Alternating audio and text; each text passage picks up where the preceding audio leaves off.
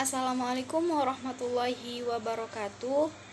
Kami dari kelompok 2 dalam mata kuliah pengantar sejarah pendidikan Islam yang terdiri dari saya sendiri, Isnaini Inaya, dan kedua partner saya, yaitu Ahmad Adnan Faturrahman dan juga Berliana Putri, akan mempresentasikan materi mengenai contoh-contoh metode pengumpulan sejarah.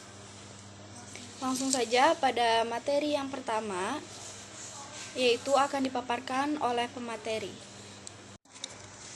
Baik, langsung saja pada materi yang pertama, yaitu pengertian penelitian sejarah.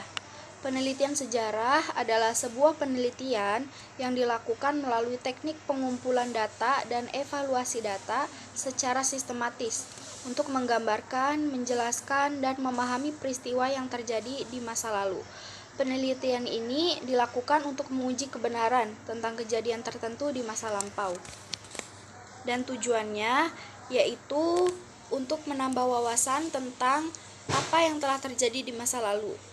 Diharapkannya agar kita dapat belajar dari kegagalan maupun kesuksesan di masa lalu, membuat prediksi masa sekarang dan masa lalu dan masa depan yang akan datang, serta menguji hipotesis tentang hubungan sosial dan tren masa lampau dan masa saat ini. Kemudian materi yang kedua yaitu tentang metode penelitian sejarah. Dalam meneliti sejarah, metode yang dilakukan itu ada 4. Yang pertama yaitu heuristik atau pengumpulan sumber. Metode heuristik ini yakni proses mencari dan mengumpulkan sumber sejarah. Sumber sejarah ini bisa dalam banyak bentuk yang bisa dianalisis untuk merangkum peristiwa di masa lalu. Detailnya seperti apa? Secara umum, sumber yang dilakukan dan bisa diterima dalam meneliti sumber sejarah ada 3 macam, yaitu sumber lisan, sumber tulisan, dan sumber benda. Yang kedua yaitu dengan verifikasi atau kritik sejarah. Metode penelitian verifikasi ini disebut sebagai kritik sejarah. Dalam metode ini, peneliti akan mulai menyaring semua sumber sejarah yang berhasil didapatkan dan dikumpulkan. Tujuannya adalah untuk mendapat sumber sejarah yang valid.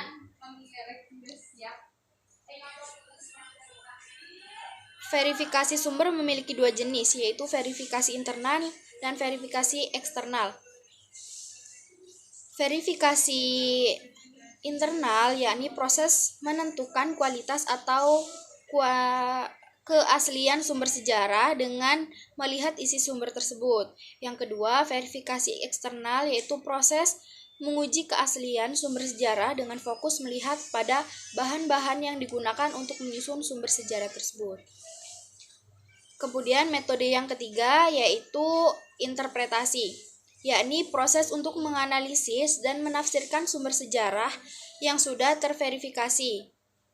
Kemudian metode yang berikutnya yaitu historiografi atau proses penulisan sejarah dengan mengandalkan semua informasi dan data yang didapatkan dari sumber-sumber sejarah yang ditemukan dan terverifikasi.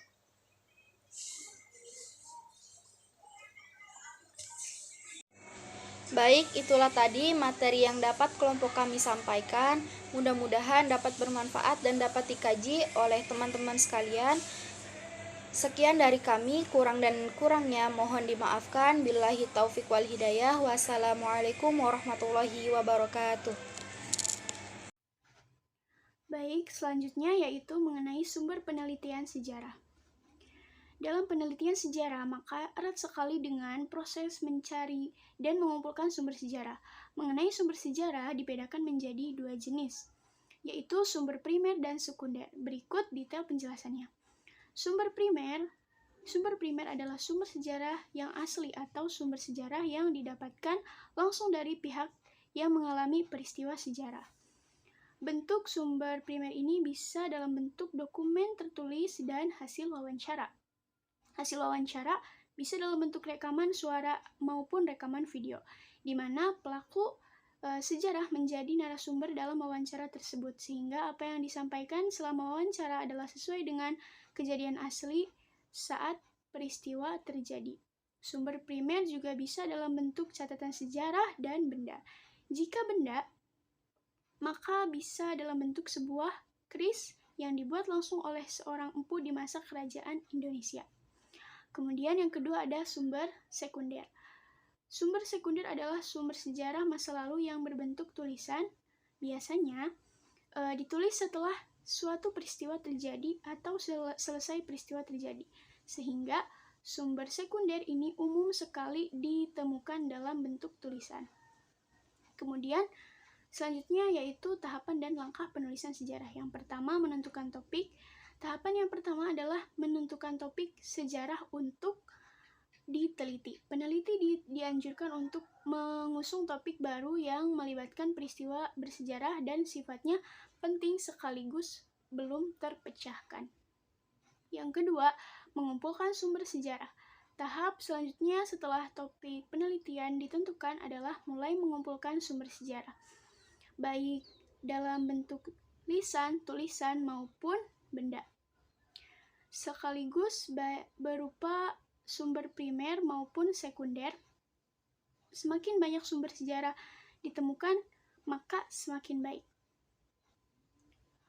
Kemudian yang ketiga, melakukan verifikasi sumber sejarah. Semua sumber sejarah yang didapatkan kemudian perlu diverifikasi, yakni ditemukan keasliannya seperti apa sehingga bisa mendapatkan sumber sejarah yang memang valid dan bisa dipercaya.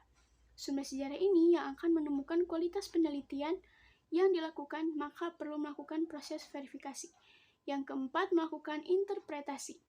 Tahap berikutnya adalah interpretasi terhadap semua sumber sejarah yang selesai diverifikasi. Penulisan sejarah prosesnya membutuhkan pemikiran objektif dan logis. Dan yang terakhir adalah penulisan sejarah. Tahap akhir dalam penelitian sejarah adalah melakukan penulisan sejarah berdasarkan hasil interpretasi sumber sejarah. Kemudian contoh topik penelitian sejarah.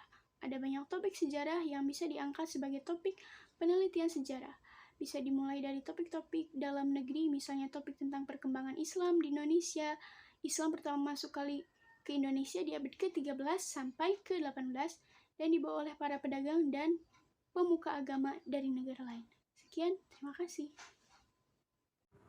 Ya, materi selanjutnya yaitu tentang contoh topik metode penelitian sejarah.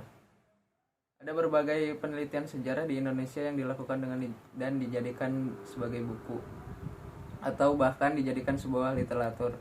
Misalnya mengenai masuknya kerajaan Islam di Indonesia, bagaimana penjajahan sebelum kemerdekaan, peristiwa G30 SPKI, bagaimana perkembangan agama di Indonesia, tentang perkembangan Islam di Indonesia, Islam pertama kali masuk ke Indonesia di abad ke-13 sampai abad ke-18 dibawa oleh para pedagang dan pemuka agama dari negara lain, dan lain sebagainya. Bahkan banyak pula penelitian sejarah tentang adat atau suku di suatu daerah di Indonesia, penyebaran wilayah di Indonesia, berdirinya suatu organisasi atau komunitas, bagaimana kehidupan para raja di Indonesia, bagaimana sejarah atau biografi tokoh proklamasi, yaitu Presiden Soekarno, para pahlawan, dan lain sebagainya yang dirangkai dan dikemas dalam bentuk penelitian sejarah.